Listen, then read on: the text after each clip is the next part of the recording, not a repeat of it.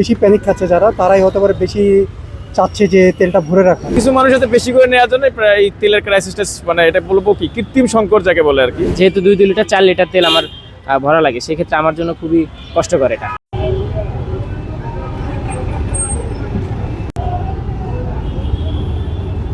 আমার মনে হয় না দাম বাড়বে, কারণ এটা তো আসলে মাছের বাজার না। সো এটা সরকারে পুরোটাই কন্ট্রোল করতে পারে। সো আমরাও শুনেছি যে আমাদের সরকার থেকে বলছে এটা বাড়ার এখন কোনো সম্ভাবনা নেই।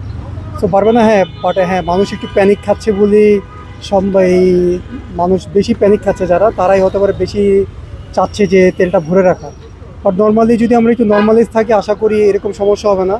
ইন ফিউচারে তো বলতে পারি না, বাট এখন আমাদের তো মজুদ আছে, এটা আমরা রিসেন্টলি খবরেও দেখতেছি যে তেল আমাদের পর্যাপ্ত আছে।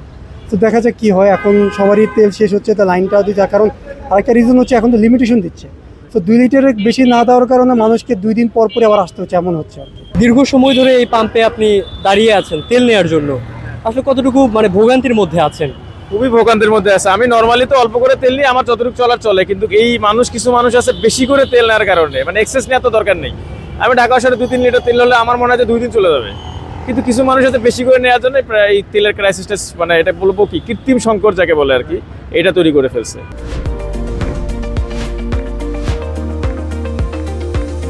কি সময়টা যাচ্ছে তেল নেওয়ার পেছনে? সময় বলতে আমার তো অলরেডি মনে হয় 45 মিনিট হয়ে গেছে আর কি।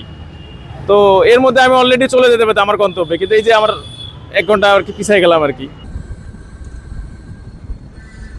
দেখি যে কোনো গাড়ি যায় না, সামনে দিয়ে কোনো গাড়ি যায় না। পরে আমি গাড়িটা স্ট্যান্ড করে একজনকে বললাম যে ভাই একটু গাড়িটা দেখেন কাইন্ডলি, আমি খবর নিয়ে আসি।